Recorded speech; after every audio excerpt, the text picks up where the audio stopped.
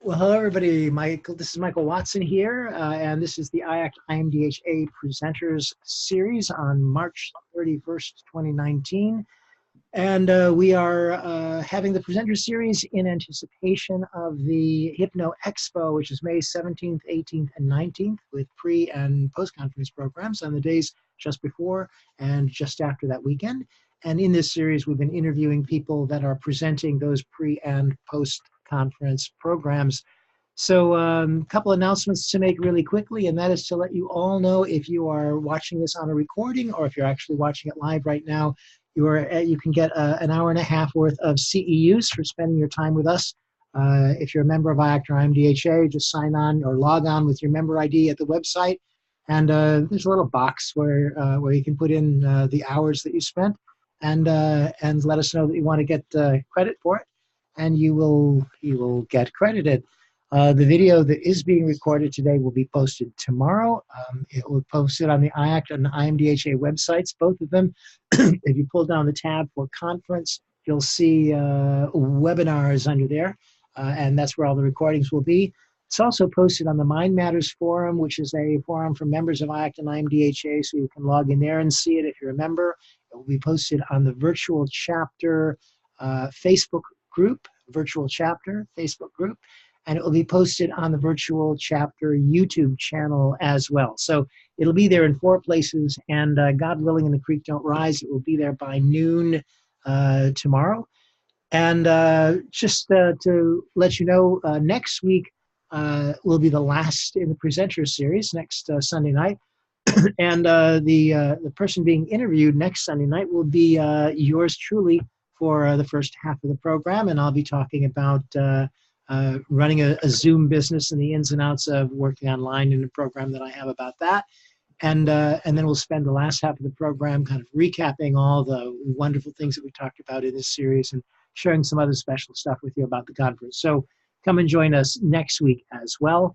The only other announcement is that the virtual chapter, some of you attend the virtual chapter, which is the second Tuesday night of every month. The virtual chapter for April will be on April 9th. Same time as this program, same login as this program, as a matter of fact. And our guest will be Dan Candell. Some of you may know Dan. He's a charming fella, really a dynamic hypnotherapist. And he's going to be talking about how to supercharge your practice with videos and free consultations. So we're looking forward to talking to Dan. And once again, I need to take a breath because that's a whole lot of announcements to say. But I've done it. I've done my thing. And that means now that we can get around to our guests for this evening. And our first guest is Helen Breward. And Helen is a pioneer of the Menopause Relief Program. I love that you spell program with 2 M's and an E. I always thought that was cheating in Scrabble, but I'll let you get away with it. No, it's very English. And the Menopause Relief Program has gained national and international recognition for helping ladies with their hot flashes. She now trains therapists in her work and has practitioners in 8 countries, helping ladies to take back control. Alongside that, she also offers training in a variety of other subjects, including the virtual gastric band, stress and anxiety, and fears. And Helen's also presented her work at hypnosis conferences in Canada, Las Vegas, Daytona, Chicago, and London. And in May 2018, she published her first book, My Menopause, My Way, a self-help book for ladies of a certain age, which became an Amazon bestseller.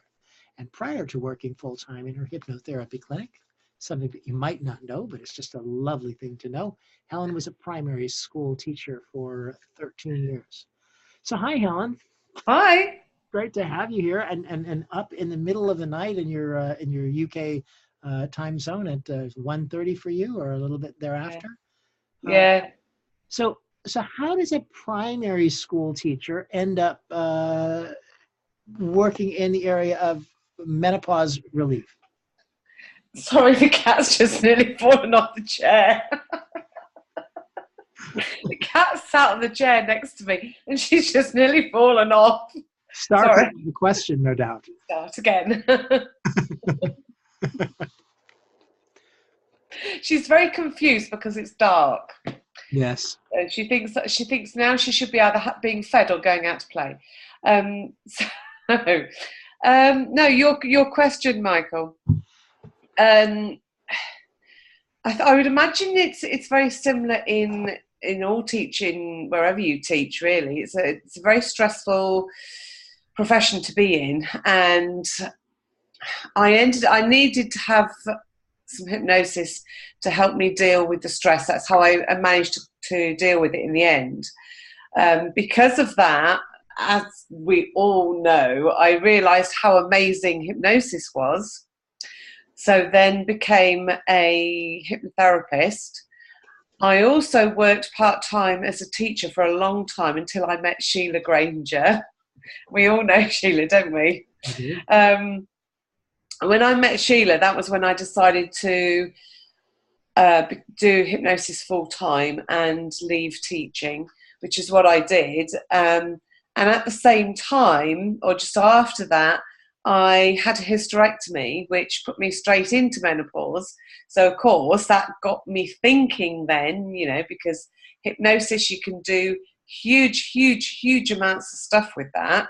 There's stuff that we probably don't even do at the moment that we can do with it, that we're not even aware of. So I decided to see if we could sort out hot flushes with the menopause, because I wasn't going to deal with hot flushes. Mm-hmm. And that's how it kind of came about. Lovely. By the way, I'm also wondering if it's Britishism between flushes and flashes. Yeah, it is. Is that right? Yeah, same thing. It's just that we say flushes and you say flashes. It's exactly the same thing. Well, gosh, yeah. Looking at some of the statistics that I saw on your material in the catalog and stuff, this is really an untended to marketplace, isn't it? For 700 million women are going through menopause right now. Yeah, it's growing, but they reckon by 2025 there'll be over 1 billion globally going through the menopause. Wow. Because our population is getting bigger all the time and older. So and it's a massive market. And here in the UK, I should imagine it's the same in most Western places, is that it's becoming a more talked about topic. Before, even 5 years ago, it was something that was kind of swept under the carpet. We didn't talk about it. We're very British here, we didn't always like to talk about things like that because they're sort of women's things, Sure. But we're getting quite good at that now. We talk about anything and everything now. So but women are starting to realise that, we can talk about this. There is something else that we can do, and, sort of start to take control of it, take ownership of it, rather than it becomes something that's done to you and you just have to accept everything. It's kind of like, well, okay, I'm going through this, so what can I do to feel better?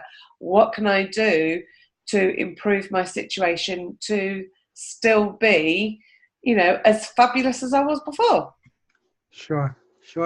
Well, and the way that you're telling me in terms of your own story, you didn't like sort of work your way into this or through this. This was immediate for you, right? Yeah, like hitting a brick wall.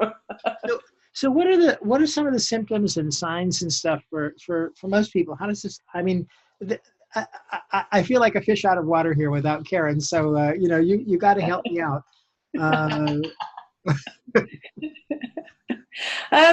Some of the signs and symptoms are different for everybody. Not everybody has all of the signs, and not everybody experiences them to the extreme, because like everything, it's a massive scale. You have some people that get no symptoms. You have some people that are the vast extreme. But it's generally things like the hot flashes, the night sweats. For some people, there's mood swings, there's irritability, there's anxiety for some people, maybe depression. There's low libido as well.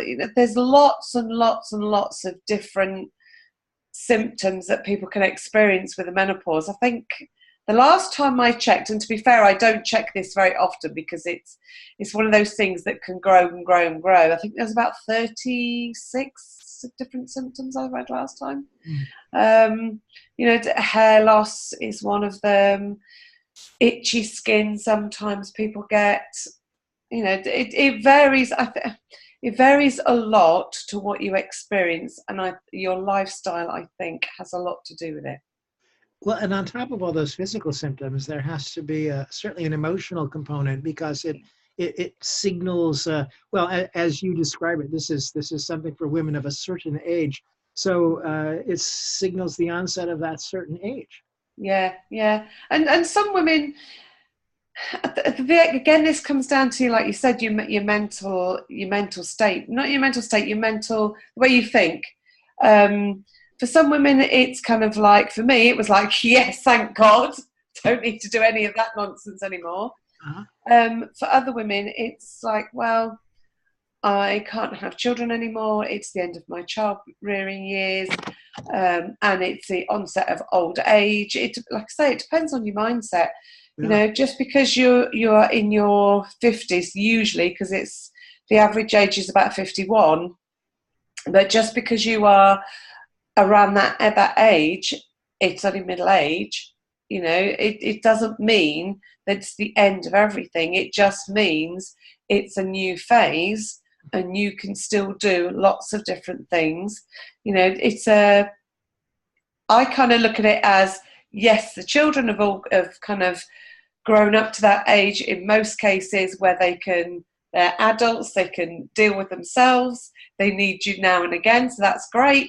But it's kind of like almost getting yourself back again. It's time where you can actually focus on yourself and not the family. And well, that sounds wrong, doesn't it? Because you always focus on the family, but you can put yourself first, is what I'm trying to say. Sure. Well, and I mean, isn't that how it is with our experiential life anyway? Is that at least I've always sort of held a position that it isn't really what's happening that's the issue, as much as how it seems to you. You know how you think about your experiences, and how you determine what they are for you. Sure. Yeah.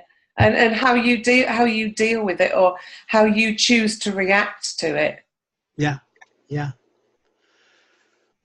So there's something in your again in your write-up in the catalog that I was looking at that was sort of interesting, because one of the things that you said was that you were helping women deal with. Let me see if I can actually find it. The phrase that I have written down is to be more aware of common triggers. And what to do, and I this thought about a trigger for hot flashes. Is that what it was? Or yeah. It's true. I said a minute ago that a lot of it is down to lifestyle, and it is a lot of it down is to lifestyle. So there's a lot of practical things that you can do with hot flashes in mind, and not just that, because one thing has a knock-on effect to other symptoms as well. So it's kind of like, if you deal with one thing, you quite often help to sort out some of the other symptoms as well. But with the hot flashes in particular, there are quite a few common triggers that will actually set off a hot flash that you can actually do something really practical about, like two hot things together. So if you have a hot cup of tea, and, well, we have tea, you'd have coffee, wouldn't you? Do you all have coffee? No, actually, this is tea. I'm drinking. Oh my gosh, you drink tea? Yeah. When we go to the restaurants in America, we go, oh, can we have hot tea, please? They kind of look at us like, oh, okay, we've not had that today. Everybody drinks coffee, or we think you all drink coffee. So you can have a hot drink and a hot meal. Those two things can quite often set off a hot flash. So what you do is you have your hot meal, but you have a cold drink, or you have the hot drink later. One of the ladies that I was working with a couple of years back now, she used to say to me, Helen, I get a really bad one first thing in the morning. So I said, well, tell me what's going on in that first thing in the morning then. So, because you have to be really nosy, don't you? Do you not notice, being a hypnotherapist, you have to be really nosy. Yeah. And doing this, you have to be even nosier as well. So it turns out she was having a shower, which is one of the things that for people can be a trigger in itself. So she was having a shower, blow drying her hair, and having a cup of coffee at the same time. Mm. So what we did was, all I said to her was, I'll tell you what, have your coffee after you've blow dried your hair. Got rid of that hot flash straight away in an instant. So sometimes there are a lot of easy things that you can do to help people that they don't realise that are triggering their hot flashes. See, alcohol is another one. Quite often alcohol will trigger hot flashes, which doesn't go down very well. It's a bit like a lead balloon. There was one lady I was working with when I tested out my program, and I said to her, because she was having really, really bad night sweats, and I said to her, what are you drinking at night? She said, oh, no, I'm not drinking anything. I said, come on, tell me what you're having. So she said, I'm having red wine. So I got her to stop drinking red wine for a couple of nights, and those night sweats that she was having decreased massively, especially the really bad ones. So of course she realised then that red wine was a trigger. So could she have chilled white wine then? This is what she started doing, was going through all the different other alcohols and finding one that she could drink. See, we learn. We do how to get around stuff. It's somebody said to me a while ago, it's like bending the rules and going around. Things like rushing around is another trigger that can set people off. The supermarket is a great place. You go to the supermarket and just stand still for a moment and watch everybody rushing around, and then you watch all the ladies start going really red and really beetroot because they're rushing around too much. All they have to do is just slow down that little tiny bit. And stress is another big one. Stress is probably one of the biggest causes of hot flashes, to be fair. Sure. So, and then that again is part of managing your stress levels. So there are lots and lots of practical things that you can do before you even start doing hypnosis. But of course, hypnosis is like, fingers, isn't it? It spreads. You might focus on one specific thing, but the effects spread around, don't they, to other things? So by sorting out one thing, you quite often impact on others. Sure. Well, I seem to be myself a gentleman of a certain age, and what that tells me is, when we were talking about this earlier, about the fact that this is a subject that really isn't talked about a lot. And you said because you're very British, but I suspect we must be very British here as well then. And because it means that most of the women that I know, women that are my age, have already gone through menopause. And yet I don't see a lot of evidence of it. They don't, it doesn't get talked about. It's this silent thing that's hiding in our culture. Yeah, you're right. It is. But quite often, I forgot what I was going to say. I was going to say, you mentioned something a minute ago, Michael, and I was going to say something. Forgotten what it was. I mentioned something. You did. It'll come back to me. Probably when we finish later. I bet it will. Well, I mentioned being a gentleman of a certain age. By the way, do men have menopause? It's funny. There is a growing case for that. Apparently, I checked this ages and ages ago on the National Health website, and they do have a menopause, and it is very similar to the women's menopause, but the symptoms, generally speaking, aren't so, I was going to say severe, because for a lot of women they are quite severe. They are sort of lesser. They don't experience them as the way we do. Yeah. So you can experience kind of like a hot flash, but it'd be a bit like being oh God, it's a bit warm in here kind of thing. Yeah. But you're always going to get extremes with that as well. Well, and as you mentioned, there's certainly elements of your program, I think, that are relevant to anybody at a certain age of life, because as you said, whether it's seen as the onset of old age or what it is, there's this piece of common ground as well on the emotional side of it. Yeah, yeah. But tell me, since I don't know anything about this, it seems fairly obvious, but just so that I can get the sense of this, and being the male person that I am, what does a hot flash feel like as you're talking about this? What is this like for a woman, and how does it stop her? What does it do? It's different for everybody. The common ways that people describe it are kind of like, for some people it's almost like they have 1 minute you're fine, and the next it comes on in a split second for some women. Some others get a few seconds of notice that it's about to hit. So it's a bit like a volcano erupting on the inside. It's like intense heat straight away. Mm. For other women, it's a bit like some women call it a tropical moment. They suddenly feel really warm. For others, it's a bit like, now here in the UK, we have radiators. When you stand near a radiator, when it comes on, you get like a glowy heat around it. It feels like a glow, and it feels like that on the inside for some women. So everybody, like I say, everybody experiences it very differently. Mm-hmm.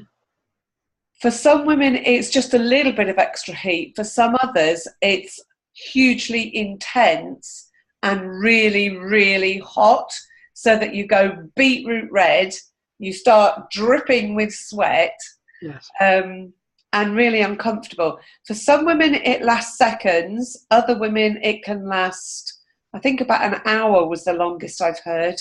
Mm-hmm. So, you always get extremes with this, and it seems to...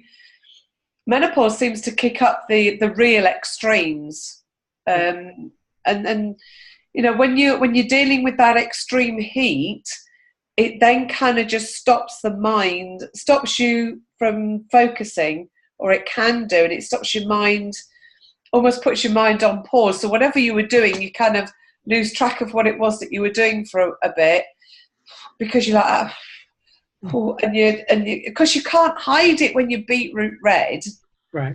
And when you're dripping as well, that's very difficult to just carry on normally. If it's a little bit of I just feel a little bit extra warm, you can generally carry on with that.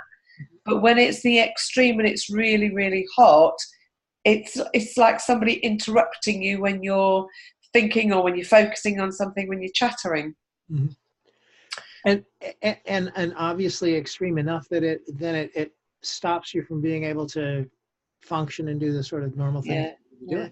See, one of the things that I come across is women can sometimes get a lot of anxiety over the menopause, and quite often it's due to, what if I have a hot flush while I'm out and I can't get out? If I'm in a shop, if I'm out shopping, if I'm at work, I'm in an enclosed space and I can't get out. Right. That quite often sets up a trigger for a lot of women. Sure. But once you start dealing with the hot flash, then that anxiety decreases, because they then know that they can control the hot flash, so that they don't worry about it so much. Mm-hmm.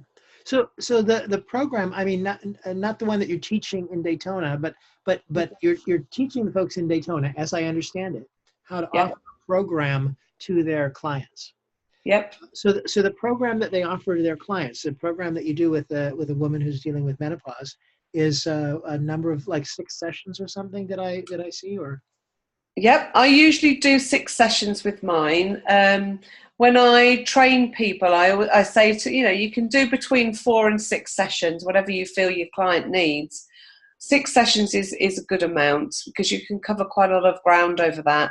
What you're really doing is really preparing them and giving them lots of tools, lots of strategies, lots of support, so that, you know, they feel confident then that they can actually just deal with whatever it is that they want to do. They can cope with it better.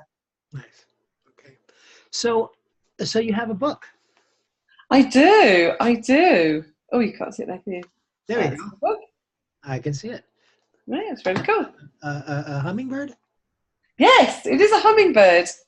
Do you know what? Trying to do design a book cover took me forever to do, and I just happened to. And I had a friend of mine who's a designer, and she kept saying, "What about this? What about that?" And I kept looking at it going, "No, I didn't know what I wanted. That was the problem, and what I thought I wanted just wasn't right." And then I had to see on Facebook, I kept seeing a hummingbird on Facebook. And I thought, oh, actually, that's quite nice. Actually, quite like the look of that. So she put me in touch with a local artist who actually drew that. Well, it's painted, actually, that bird for me. And then she said to me, you do know it has very spiritual meanings. And when she talked, I can't remember what they all are now, but when she talked about it, it was exactly the ethos of the book and hypnosis and everything that I wanted to achieve with doing the menopause program. So I thought, oh, well, that's perfect then. So hence why we've got the hummingbird, and in all those beautiful colours, because it's very uplifting. It's like the sunrise in the morning, which is what I wanted. And is your book written for therapists, or is it written for clients? It is written with clients in mind, the general public in mind, but a lot of therapists do actually buy it because it's useful, and it's got a lot of tips and a lot of different things in that they learn in the program, and there's lots of other stories in there as well. So a lot of people use.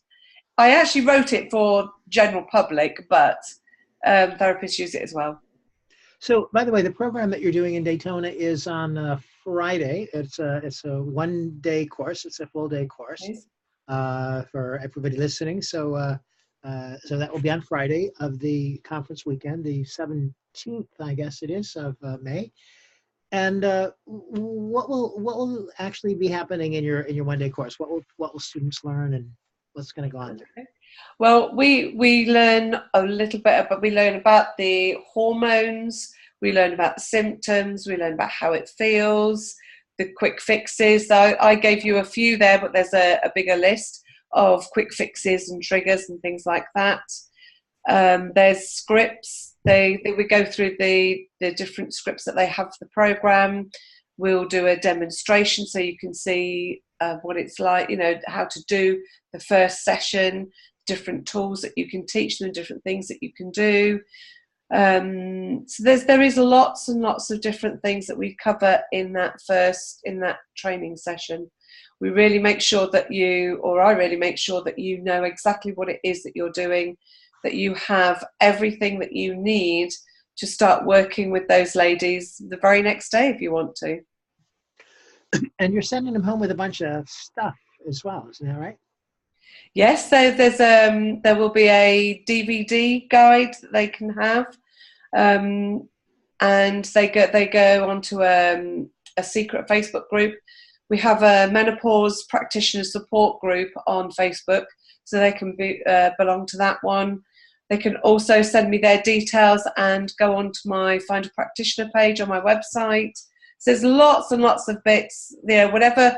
If I can think, if something comes up and I think, oh yes, I've got that, then you can have that as well. I'll send that down. You know, there's always extras and bits and bobs that come along at the same time. So, you know, we do a little bit about marketing, about how to get out there. You know, whatever we can fit in that time, we'll fit in and we'll do. You know, sometimes we digress slightly from the topic, what we're doing, but you know, if that's what people need to know about something else.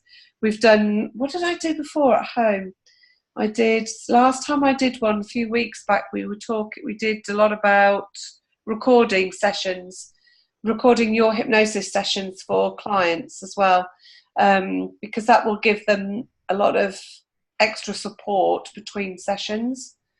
Nice. Yeah. Yeah. All right. Well, I think we want to give people a chance if anyone has questions. So let me just give them some instructions about that, and then you and I can keep chatting, and we'll see what pops up here.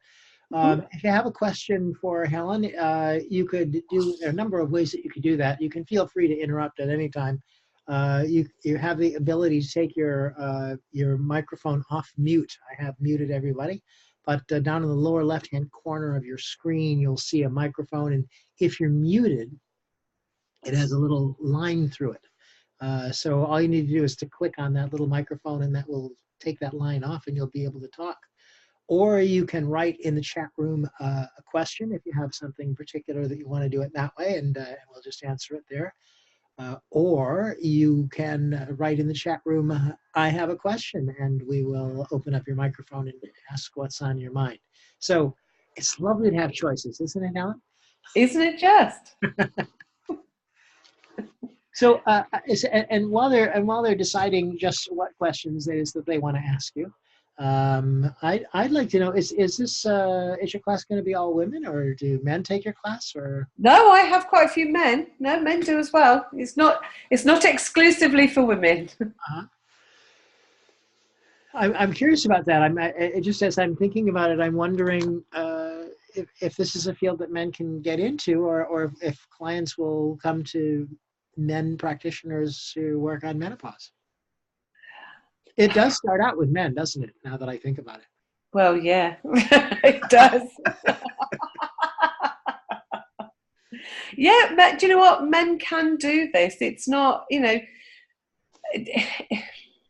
it's easy. You have everything that you need to know to do this. If you are comfortable working with a menopause, then women will come to you. I do have quite a few male practitioners in a variety of different countries. So yeah, it does. It does. Cool. So I'm so wishing that Karen were here. I'm about ready to go beet red.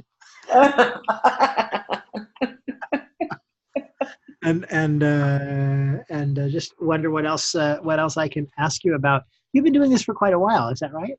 Yeah, I started doing this the very, very beginning of 2015. So I've been doing this for a long time, and I've seen it even over what we must be 4 years now, isn't it? Because it's 19, isn't it? So even over 4 years, I've seen a big change in the way we talk about menopause and the amount that it's discussed. There's a big thing on LinkedIn. I don't know if you do LinkedIn, Michael, but there's a big thing on LinkedIn about menopause in the workplace, about helping women to control or to work and deal with their menopause. Because as I said to you before, some of the symptoms are so bad that women have to take time off work. And I've worked with some of those women that have had to take time out because their symptoms are just so bad that they can't work and deal with that at the same time. So they have to take time off work. Mm-hmm. So part of it now is becoming how to help those women or support those women while they work so they can stay at work. Because in the UK, there's quite a big chunk of women that are of that age going through the menopause in the workplace. And they're starting to lose those women out of the workplace because they can't do both. Mm-hmm. So it's becoming a bigger issue. I've got a question for you right out of that. Is that I heard you use the phrase "going through the menopause." Do you get through it? Yeah, of course you do. Get out the other side. No, I like I said, and then what happens? Well, I say that you do get through it, but there are the odd people that I heard of. Somebody must have been, I reckon it was about a year ago now, who was in her 80s still having hot flashes. Wow. So that was, that's No, you've had your time now. Come on, off you go. The length of time that menopause goes on for, or symptoms, I should say, varies from person to person. I think my feeling is the average is about 3 to 5 years. Some women don't experience very many for very long. Other women go for 10 years plus. But yes, you get through it. You can get through it, the other side. Because it was interesting to me that when you were talking about it at the beginning, you said that for you, in terms of mindset, there's this thought about, oh, well, that's all over now. That's, you know, that's great. I don't have to deal with all that anymore. And it seems like for some people, gosh, this could be even more complicated and more difficult than, you know, than regular periods and stuff. Yeah, it can be, because, you know, I think sometimes it depends how you enter menopause. You know, because some people will enter it naturally. Other people will be like myself and enter through surgery. You know, if they've had something like cancer, chemotherapy, drugs, different things like that can put people into menopause, or an early menopause. And I think that's probably the harder ones to deal with, if it's before the time that you should naturally be going through it. Especially if you still wanted children, or you still want children, that's the difficulty. Yeah. All right. Well, so we're actually coming almost to the end of our time here, so I want to make sure we get this in. How could people contact you if they want to just get in touch with you separate from this particular program? Okay, they can email me at helen@helenbreward.com. I'm typing this, by the way. Or you can go onto my website, which is helenbreward.com. I have typed it. And there's a contact page on there. Great. Yeah, your website is, it's helenbreward.com. Yeah. Great. Yeah, cool. All right. So, well, gosh, it's the middle of the night in England. It is. You know, your friend Sheila got a break last week because it was the week before you all went on to daylight time, and we had already done it. So for her, it was an hour earlier.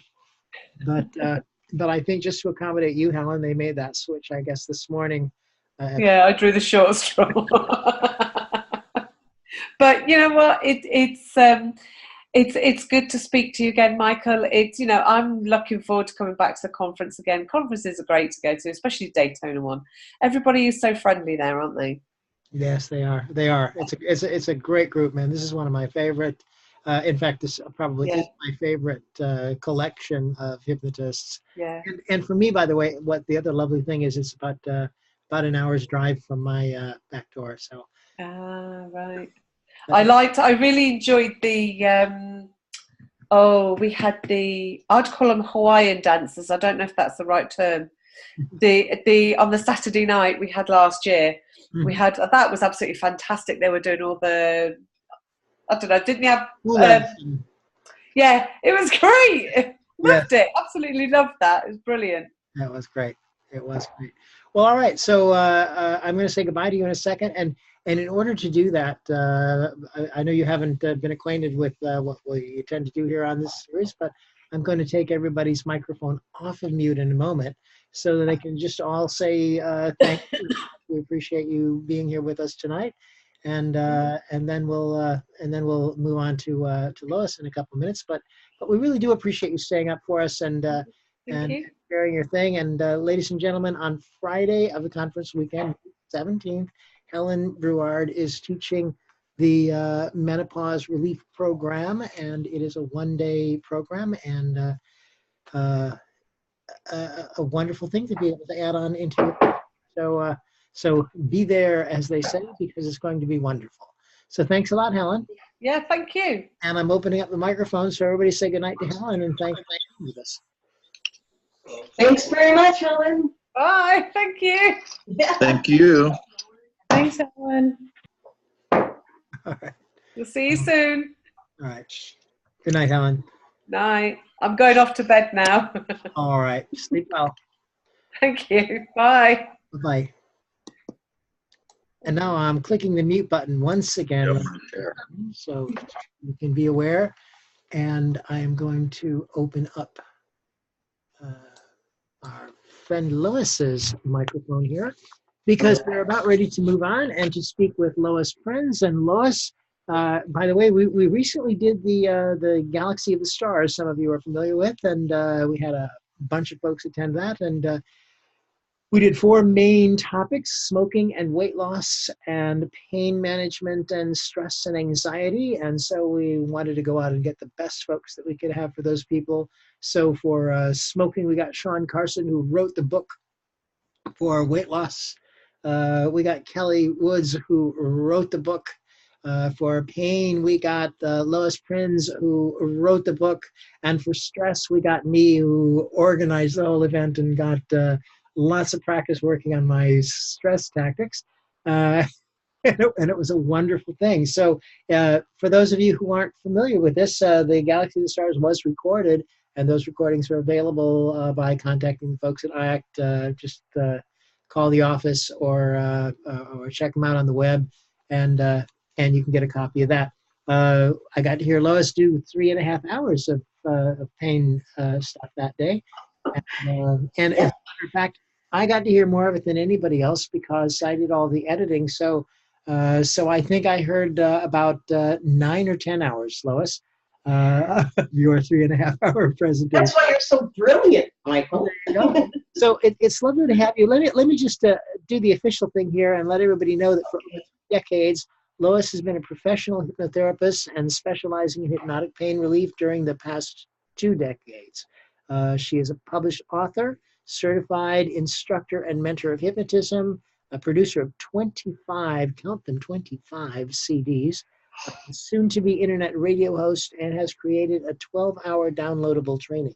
She resides in Albuquerque, New Mexico, a city that I am proud to be able to spell, and is available for national speaking engagements. So welcome, Lois. It's good to have you on the show tonight. Well, thanks, Michael, because this is such a good opportunity to put the word out there as to what IMDHA is doing and the different programs that they're running, the expo and the trainers that they have coming on board, the specialty classes. I mean, it's an organization that I like to represent. I've been in the trenches for almost 30 years. I was figuring that out. I'm in the day-to-day hypnosis, so I haven't done a lot of marketing or put myself out there. But as I step into my 7th decade, I think maybe it's time I do that. Nice. Well, so Lois, one of the things that I remember hearing from you is that I've heard you say that pain is a good thing. Pain is a good thing. I know. Pretty weird, isn't it? Well, people look at me and wonder if I'm on this planet. Yeah. So what's up with that? Well, pain is a good thing because just imagine your life without it. It's the best protection mechanism that we have to keep us safer, to keep us from potentially injuring ourselves. Pain is there to protect us. I remember years ago, I did a study on a little girl who had no real sense of pain, and by the time she was 3 years old, she had chewed off most of her fingers. She had pulled an eyeball out of the socket. I mean, without that signal to say, hey, wait a minute, don't do this. So pain really is a good thing. It's been likened to an alarm clock, yeah. But it does tell us that something is wrong. However, the rub comes when that acute or short-lived pain becomes long-term or chronic pain. And that's pretty much, Michael, what I've been specializing in the past 2 decades is working with that pain that doesn't go away. Yeah. Well, I guess I've got a bunch of questions for you, and I guess what I'm wondering next is about the subjectivity of pain. What is that about? What is meant by that phrase? Right. Well, pain is the one thing that almost everyone on this entire planet knows, right? And yet pain differs from person to person to person. Mm-hmm. You've heard the term pain threshold. Some people have a higher or lower pain threshold than others. I think that if we can look at this whole concept of pain being owned, it's something that is subjective. It's something that you and you alone experience. So if you're in a concentration camp and you're being starved to death, that's one kind of pain. And then there's another kind of pain that you pay for with the dominatrix. And, so one man's pain is another man's pleasure, right? Kind of weird, but it is subjective. And my point in saying this is that the subjective aspect of pain means that there's no cookie cutter program for the people you're working with. Every strategic assessment for a client and every lesson plan that we have for them is done specifically for that individual. So one size does not fit all. So there's a couple things. I've got so much going on in my mind just out of this little bit already.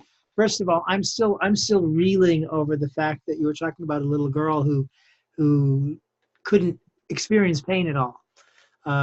That's startling to me, and I think I have heard about this before. I don't know how common that is. Not very.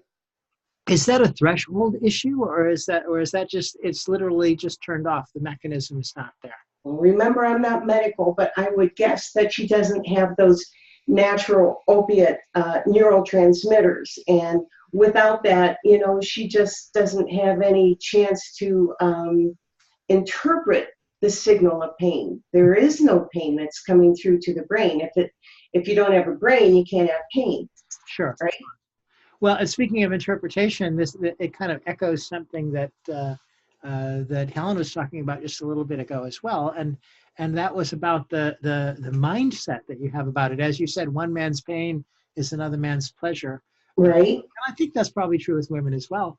I think you're right. Yeah.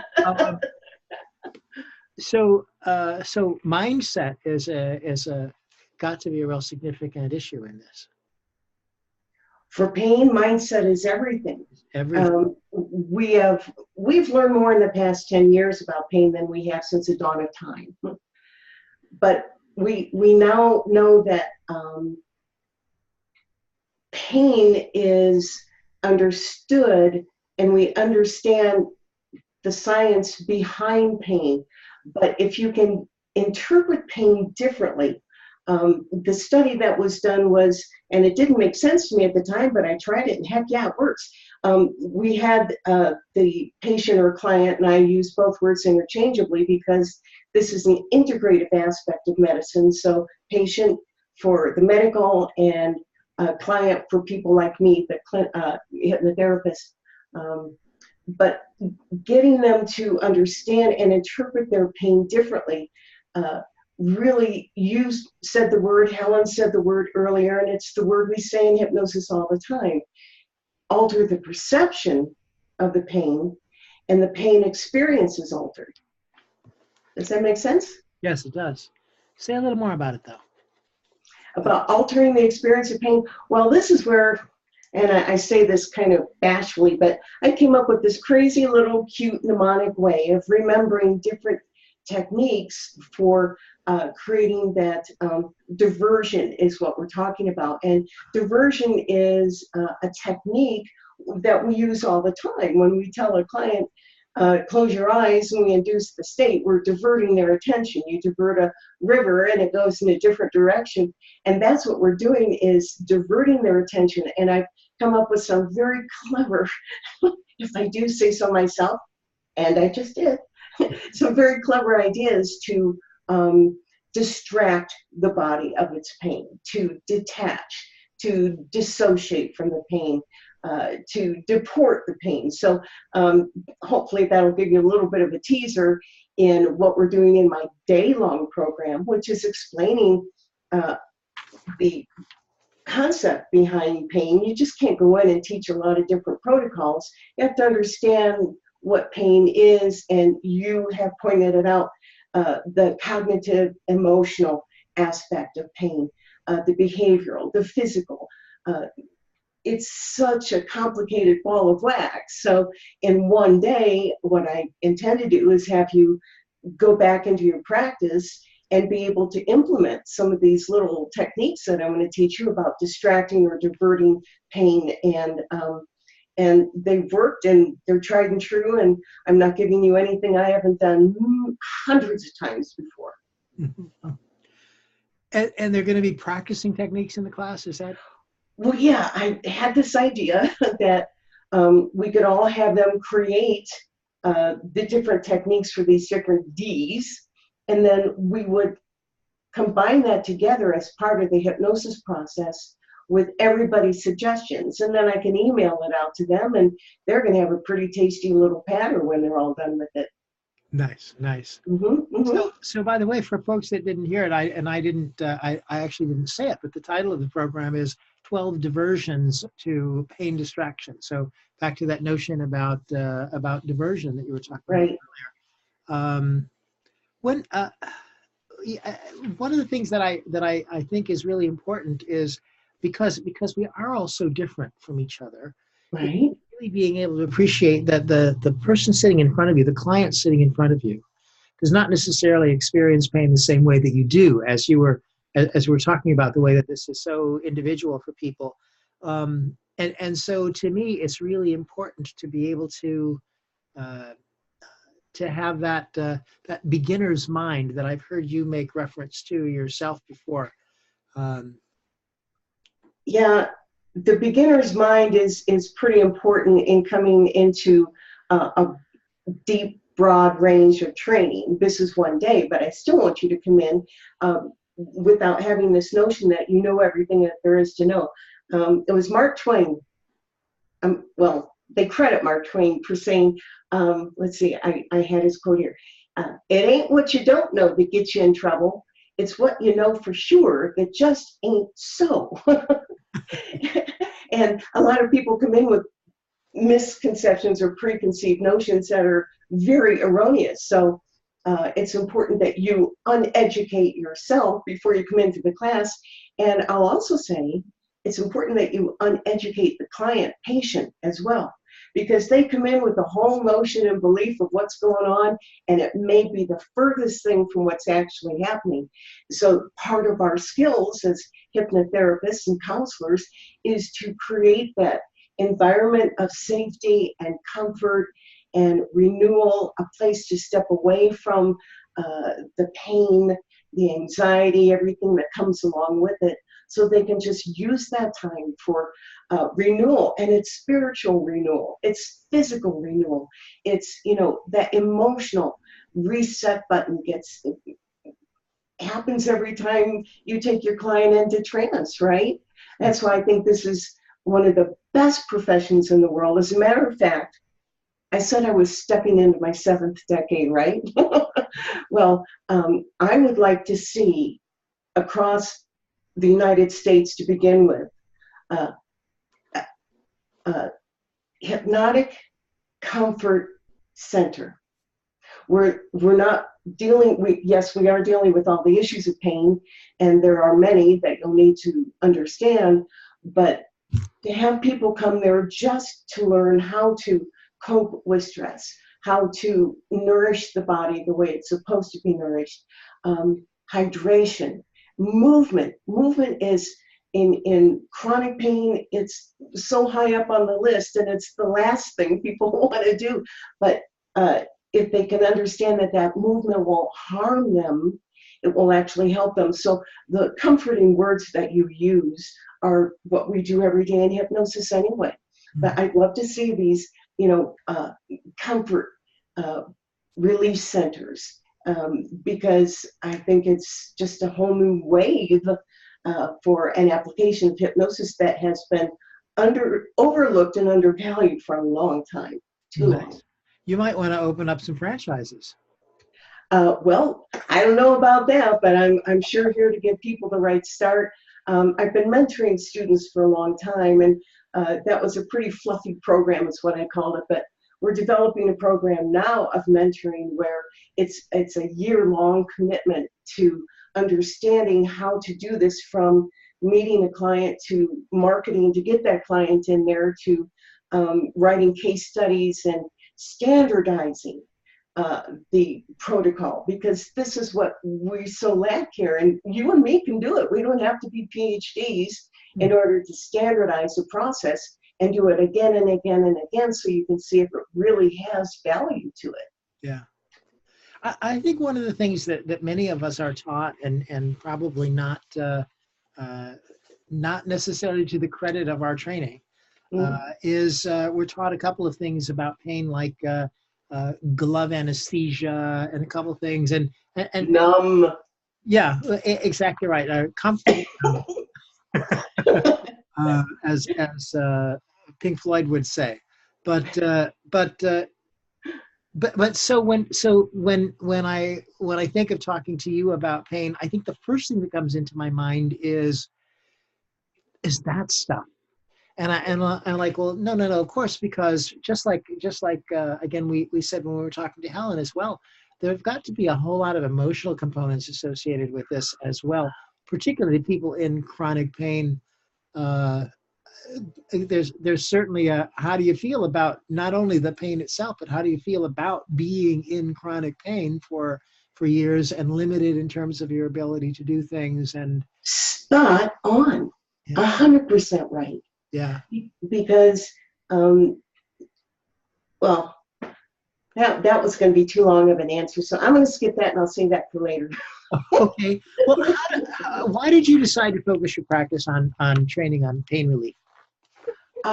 Now, that's a good question. It was after I had an operation, and I was used to them saying, so what's my pain level today? And every day I have to figure out, well, what is my pain level today? Because that's how they're going to script my medications for me. So after 3 months, when I came back from my 3-month checkup, that's when life just turned topsy-turvy for me, because they asked me, how was my pain? Well, I'm a hypnotherapist, and I know how to control that a little better, I think, than most people. And I thought, why aren't they asking me if I am feeling more comfortable? Why prompt that notion of pain? And I have to look for it. What if we, after month 3, by the way, between month 3 and 6 is where the addiction to opiates usually happen, when the body's no longer in pain and you continue taking the opiate, you're going to get addicted to it. Sure. Okay. But after month 3 to month 6, that's when we need to intervene and teach them the different relaxation techniques. Herbert Benson in 1958 knew how good that was for us. And in the 70s, you know, we started out with different models that we worked with, and we went through the biosocial model and psychoneuroimmunology. And, you know, what we do today is we kind of combine a little bit of everything to give that client or patient a real chance at learning how to, at will, turn down the pain signal. And it can be done. I'm living proof, 24/7. Yeah. Nice. So what's the cycle of pain? Cycle of pain. Ooh, that's a good question. Who made up these questions? I did. That's right. Cycle of pain. Well, everything has a cycle, right? And have you ever played dominoes? You know, when you were a kid, I don't know how to play the game, but I know how to set them up so I could hit one and they'd all follow suit.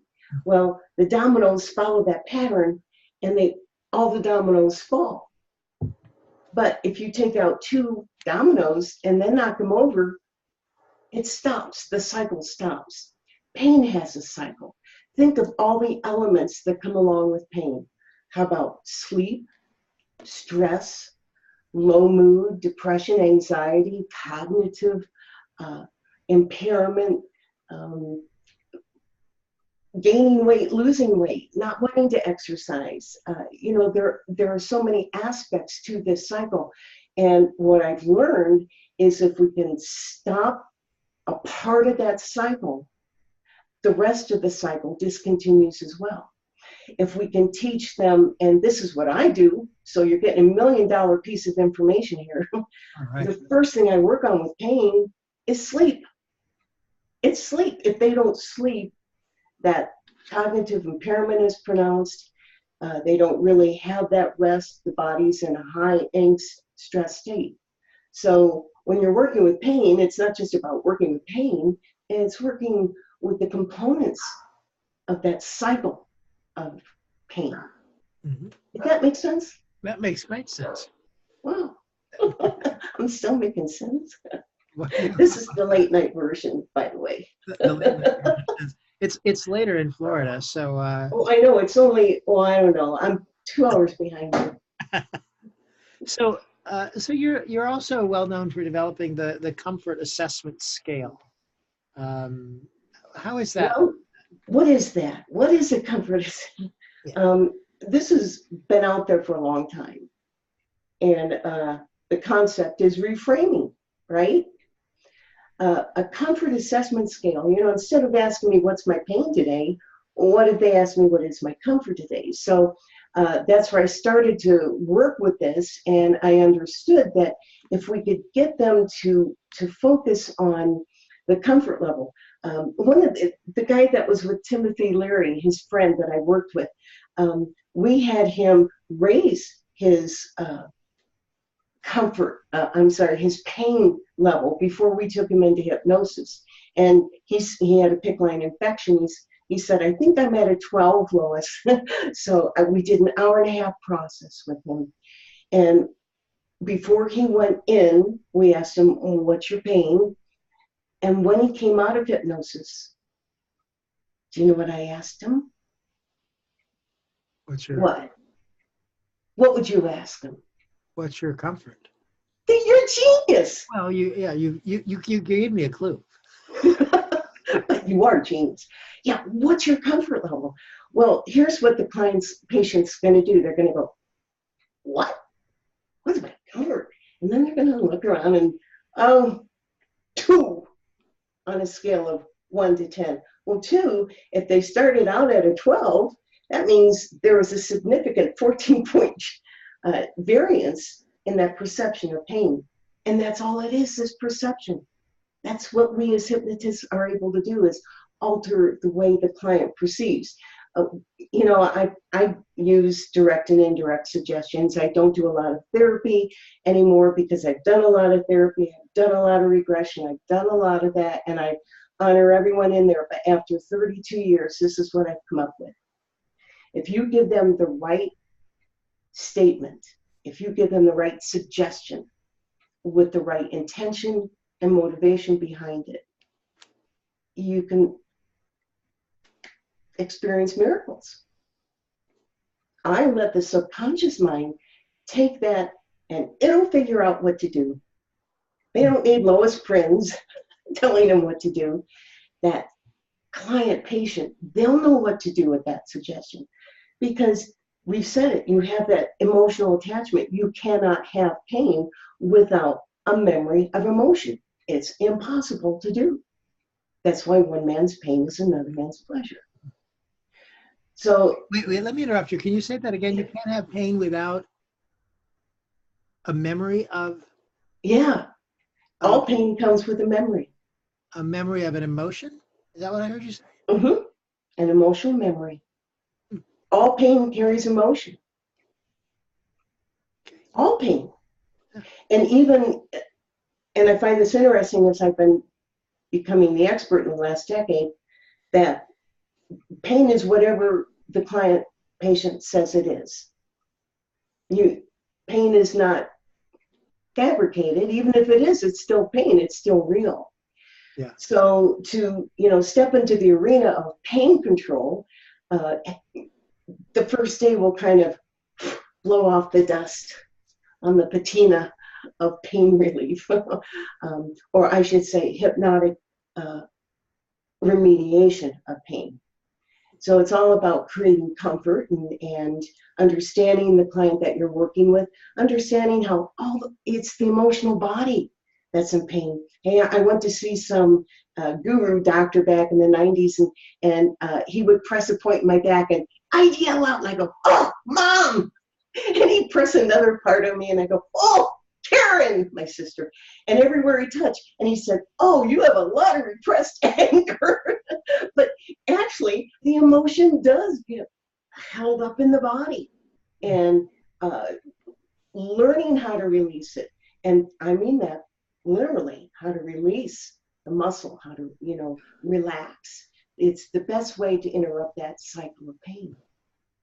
And we do it without any pharmacological intervention. We do it without a patch or an operation or a salve or medication. We can use all of the neurochemicals that we have in our brain already. It's like you got Walgreens walking around up there. If you need it, the body's there. It is ready to help you. But too often our beliefs kind of get in our way sometimes, and we become our own worst enemy. Yeah. Now, by the way,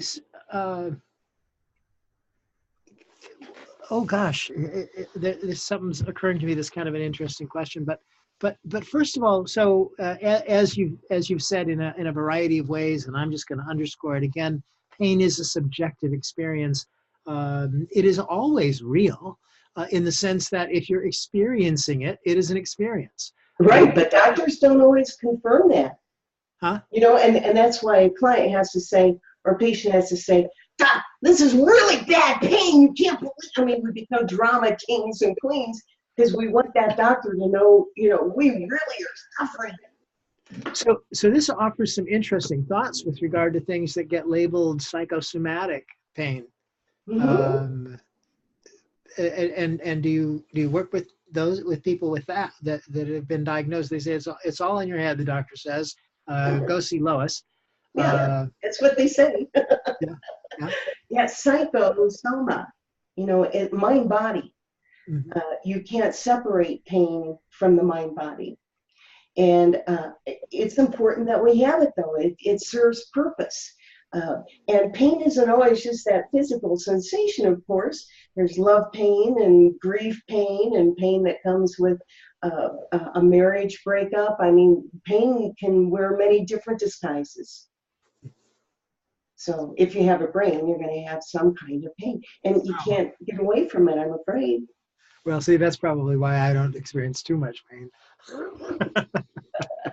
Well, we protect ourselves, don't we? Like, we just don't walk off the edge of a cliff. We stop because we think we might get hurt if we do that. So pain is really there to protect us. It's a good thing, but when that signal doesn't turn off and it continues to, send an unnecessary signal that is disrupting your quality of life, that's the kind of pain that hypnosis actually works pretty well with. Nice. So I think we've already said this in a number of ways, so I'm going to open it up just once again, because here's the funny thing that I noticed, Lois, about truth generally. There's usually only a couple of things to say, but there are a number of ways to say it. Well, you know what? I'm a master of that, Michael. Yeah. So we're talking about the hypnotic reinterpretation of the pain experience. That's something that I have in my notes. Can you talk to that just a little bit more? Right. Well, that's a psychological law of substitution with pattern interrupt. And Jerry Kine, God rest his soul, he was one of my favorite trainers. And he would talk about performing dirty, rotten tricks. We called them DRTs. You could never tell the client it was a DRT. But the dirty, rotten trick is in pattern interrupt to stop one pattern, quickly put another pattern in its place, followed by yes set and desired outcome. Does that make sense? I think so. So those yes sets become, once you interrupt the pattern, that's the first thing you have to do is interrupt it. And you can do it through the different forms of diversion. That interrupts the pattern. And then you put in another pattern in its place. It's like Indiana Jones, the Lost Temple, and he's there with the crystal skull. Right. And he's looking at his bag of sand and looks at the skull and takes a little sand out, right? And then carefully switches one for the other, right?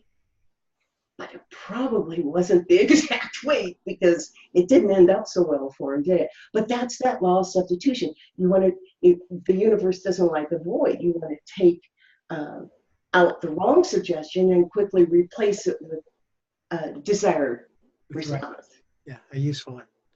Nice. Yeah. And what can you tell us about the direct drive suggestion management? That's when I first heard that, I went, what?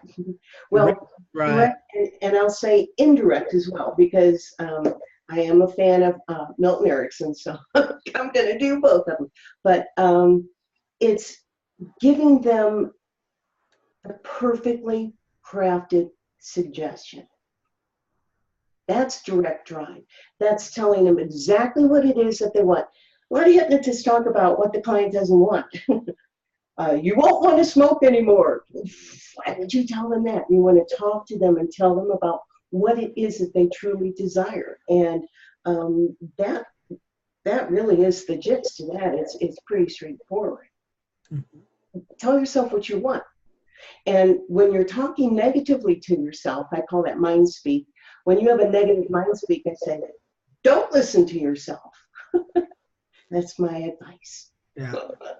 Don't listen to everything you're saying. Yeah. Well, that's one of the things I think that plagues us as human beings. We believe what we think. Yes, indeed. Beliefs we are born with our beliefs, aren't we? We don't come into this world with an established preconceived notion of what we're going to believe. We have to learn them or we have to be taught them. So that's why pain is so different. For example, in my family, I grew up with, 5 brothers and sisters. You weren't allowed to get sick. And if you did, you couldn't complain about it. So I learned to be, as an adult, very stoic with my pain and not talk about it and not express it. And that's not always so good either, because there's a reason why when you stub your toe, you don't go, oh, you go, oh! The body responds to it. So. That's not the word that I use. Oh, oh! Oh, I can get pretty salty. I am an old hippie, so yeah. Let that be known ahead of time. Yeah, you and me both. So you've been doing this for 30 years, hypnosis. So yeah.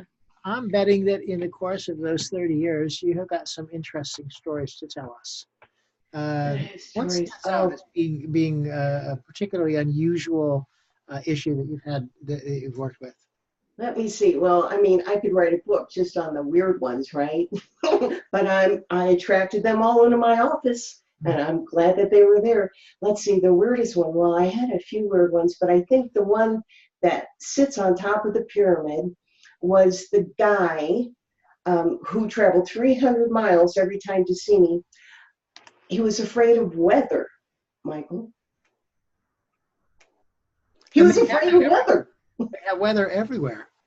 Well, sunny skies bothered him. It was too bright and it hurt his eyes. Thunder scared him. Barometer shift, and that can impact your body. Rain, he would stay inside and turn on the lights and just, be in his home. He would never leave the house. Mm-hmm. And that's kind of a challenging one, because how are you going to overcome, that inability to deal with weather? But I'll tell you, it took about 8 sessions, and that's a long time for me to see a client, 8 sessions. But on the last session, and I gave him this CD that we had just created for him, and I knew I wasn't going to get to see him again because he lived a ways away. And you know what started to happen? A peal of thunder and lightning as I'm walking him out to the car. And I thought, well, this is a litmus test. And you know what he did? He just went, just like that. He was in the rain. I said, well, who says hypnosis doesn't work? But that was a pretty weird one, wouldn't you say? I would say. The angels are bowling. Yeah, aren't they? And God was moving the furniture around. That was the other one. My sister told me. But it's just funny how, people, you don't have to have a pattern for weather phobias. You just, learn to reframe and create that safety and sacredness of that. I've called it a wheel of energy. I don't know what you call it, but when a client is working with me, we're entangling energies. I'm a dialysis machine in a way, and you just take that energy and you send it back. Sometimes you can even get images from your client when you're really entrained with them. You can, I don't want to say see what they see, but you kind of sort of can pick up what they need to say. And that's something that I don't know if it can be taught, but we can make hypnotists aware that it's there and let them develop it from there. Pardon me. Nice. Well, so by the way, we're kind of running towards the end of our time. We've got a little bit of time left, but I thought I might just mention a couple of things real quickly. That is to remind everybody that that Lois's program, 12 Diversions to Pain Distraction, is on Monday, May 20th. If you're coming to the conference and if you intend to go to Lois's program. And even if you don't, Michael, they can change their plane ticket and stay that extra day or two. We'll have some fun on Tuesday. But Monday, yeah, I'm really excited to share breaking information with you about pain relief. Yeah, so I want people to make sure to extend your stay to be there and don't rush off. And in fact, if you stay till Tuesday, then you can go up to Marineland as I. There you go. We'll get a picnic basket. Why not? And so if anybody has any questions for Lois, you can feel free to join the conversation just by taking your microphone off mute if you'd like to, or you can write in the box, I have a question, in the chat room, or you can write the question itself. And I may not be able to answer the question, but you'd never know it. That's all right. We'll come up with something. I'm a good hypnotherapist. See, one of the things is, I know if you don't know the answer to a question that a student's asked, you can sort of step back just a little bit and ask them, now, given all that we've covered here, what do you think? What do I think? No, the person asking the question, I said, you can always ask them, what are your thoughts on that? So I'm asking my client what their thoughts are? No, you're saying you may not always have the answer to the question. I said. Oh, yes, right. Well, all questions come with an answer. All problems have a solution. So I just look for the best one I can look with. I've got a lot of my father in me, and I can think on my feet and on my seat. And it's that spontaneity, and willingness and that loving connection, that wheel of energy between you and your client.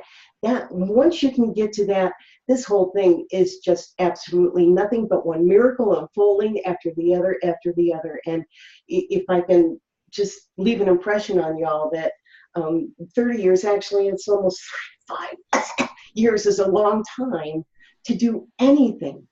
And the first 10 years, achimanga. I made more mistakes. There weren't a lot of books to refer to back then, and some of them were so cryptic and hard to read and understand. But having an opportunity to grow into my profession over the decades, I really feel that this is an opportunity for me to be a beacon, to be an example, and to be a mentor, a trusted guide, and to re-educate you into looking at things with a little different perspective, looking in a different window of the brain, or just trying to get a nuance for what's really going on. And it's the best profession in the world to play with. So. You bet. So listen, Lois has written a book, everybody. And why don't you tell us what you got available and how they can get in touch with you? I think we need to get all that in. I always leave my classes with something they're not expecting, that law of reciprocity. So if you go on here, let's see if I can, Michael, tell me if I get this set up right. How's that? It is HESO. let me see. The funny thing is when I start talking, it changes the screen so I can only I see know. the recording. It's But okay, Dot. .ijusttalk.com and then /TPA hyphen resource. Right. And TPA is my website, thinkpainaway.com, where I have trainings and free classes and CDs and videos and articles and all sorts of good stuff. Everybody get that? Oh, I'm a terrible camera girl. There. TPA. I'm actually writing this down here. Well, that's good. I don't expect you to remember it. I've got a couple giveaways on there. It's a little teaser and a chance to talk with you for about 9 minutes, so you get to hear a little bit more of me as if you haven't heard enough tonight. So, how do we do? Did we live? Did we survive? I think we did, and I've just typed in the chat room the address. Oh, I made a little mistake. And let me redo. It's fine, except that I didn't put a colon. I put for some reason I ended up with quotation marks there because I wasn't looking at my keyboard. So let me do it again and do it correctly this time. And if you have a problem with that, just go on thinkpainaway.com and my contact information is there, and I'll ring you up or talk to you directly. Thinkpainaway.com. There, that is as well. So those two links are both in the chat room. Oh wait, I'm sorry, I did that wrong. Boy, I'll tell you what, my typing just is not. I must be having a hot flash. Menopause.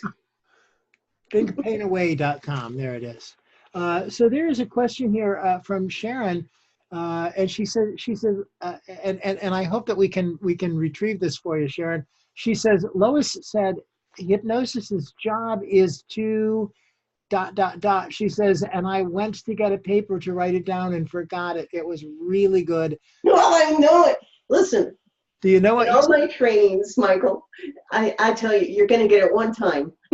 And once it goes, it's gone. It kind of comes in, it kind of goes. So well, you have to really listen with me. One guy says I ramble. I said, oh, I don't really ramble. Everything is there for a reason, you know. You have to listen. So Sharon, just I don't remember what that was. If I could, maybe in the context, so she could set me up with the context and contact me, I'll be happy to see if we can figure out.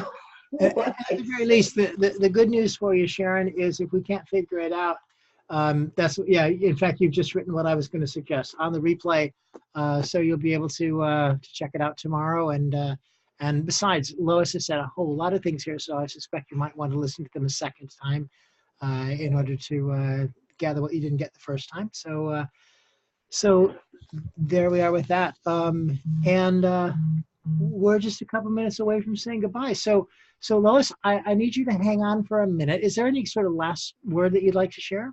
Well, what I love to say is what your mind can do for you is no little thing. It's a big, big thing, and we have forgotten to use it. So with that little piece of sage wisdom, I am happy to have an opportunity to introduce myself again to IMDHA members, and really hope that this may attract a few people into that Monday class. It's a good one, and I'll tell you what, I have taken new information, new material, cutting edge, and I have a totally new class to teach and new information, and I'm doing it for you, so come visit me. There you go. I'd love to come and visit you, by the way, but I'm going to be in another room doing the same thing at the same time. I know you are. I saw that. You're my competition. You're always my competition. No, I have no competition, right? No competition. You certainly got no competition in me. So Lois, it's been lovely talking with you. Now, don't go away because I want everybody to be able to say goodbye to you all right. Before we close the lines. But I do need to just remind everybody once again that because you have spent this hour and a half with us, you can get an hour and a half worth of CEUs to go to the IACT or IMDHA website if you are a member of either of those organizations and claim your time. And let's see, the video will be posted by noon tomorrow. It will be on the IACT and IMDHA websites. Cool. It will be in the Mind Matters Forum, which is the members forum for IACT and IMDHA. It will be in the virtual chapter, a Facebook group, and it will also be in the virtual chapter YouTube channel. So Cool. just about everywhere. And next week, just to remind you, same time, same bat channel. I will be the guest, and Karen will be talking to me about my program, which is on working on the internet.